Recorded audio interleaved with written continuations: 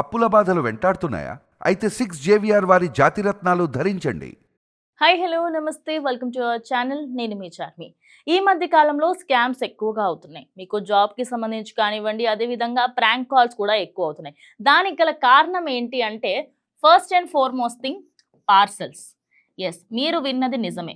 Parcels Amazon, Flipkart, Myntra, Ajio, అదేవిధంగా మనం ఇంకా ఏ ప్లాట్ఫామ్ నుంచి టీరా, నైకా ఇలా చెప్పుకుంటూ పోతే ఎన్నో ప్లాట్ఫామ్స్. వీటిలో నుంచి మీరు ఏది ఆర్డర్ చేసినా కూడా ఓ బాక్స్లో తీసుకొచ్చి ఇస్తారు. ఎస్ ఆర్ నో కదా? ఆ బాక్స్ పైన మన డీటెయిల్స్ ఉంటాయి, మన ఫోన్ నంబర్, మన అడ్రస్.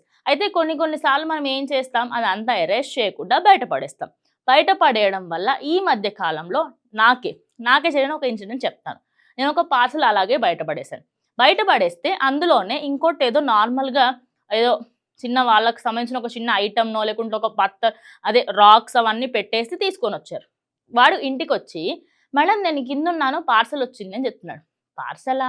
నేనైతే ఏం ఆర్డర్ చేయలేదు, అసలు ఏం పార్సల్ వచ్చిందా అని చెప్పేసి, అసలు ఏముంది ఇందులో అంటే తెలియదండి, 800 రూపీస్ ఉంది అని చెప్పాడు.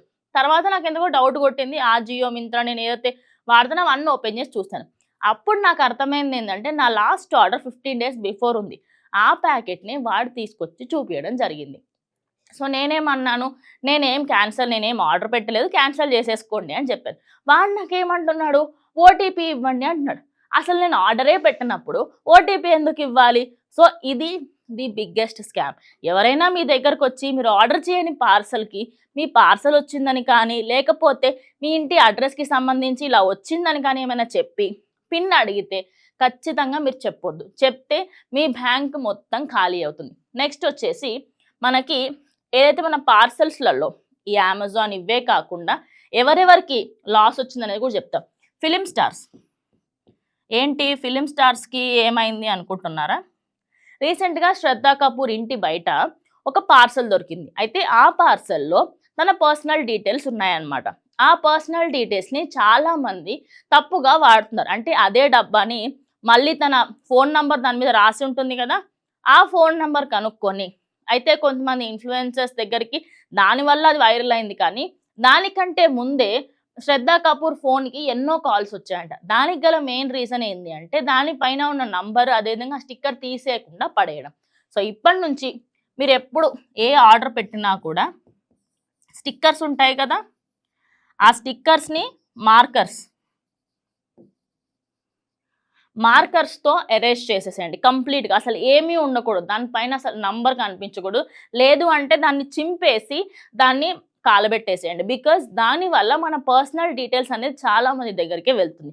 ఇప్పుడు ఎవరో ఒక నార్మల్ పర్సన్ అండి, స్కామర్స్కి ఎంతసేపు మనమే ఛాన్స్ ఇవ్వడం ఎందుకు? ఇప్పటికే మన ఫోన్స్లో నుంచి ఏదో ఒక విధంగా తీసుకుంటూనే ఉన్నారు.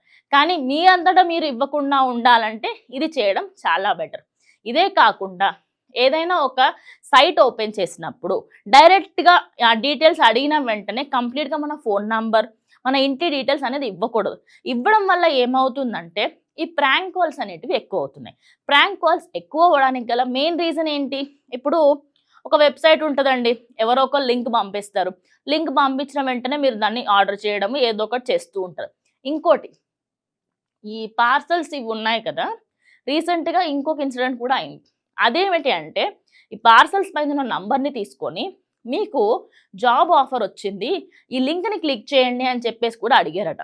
ఇలా చెప్పుకుంటూ పోతే వందల సంఖ్యలో ఎగ్జాంపుల్స్ ఉన్నాయి. సో మీరు ఇప్పటి నుంచి జాగ్రత్తగా ఉండండి. ఎందుకంటే స్కామర్స్కి 10 విధాలుగా 10 రకాలుగా స్కామ్ చేయడానికి ఆలోచిస్తూ ఉన్నారు. సో పార్సల్స్, అదేవిధంగా మీ పర్సనల్ డీటెయిల్స్ ఎవరికైనా ఇచ్చే ముందు 100 సార్లు ఆచితూచి అడిగేయండి. అప్పుడే మన డీటెయిల్స్ అన్నీ భద్రంగా ఉంటాయి. సో ఈ వీడియో మీకు ఇన్ఫర్మేటివ్గా అనిపిస్తే కమెంట్ చేయండి. మీ అభిప్రాయాన్ని ఏంటో కూడా కమెంట్ చేయండి.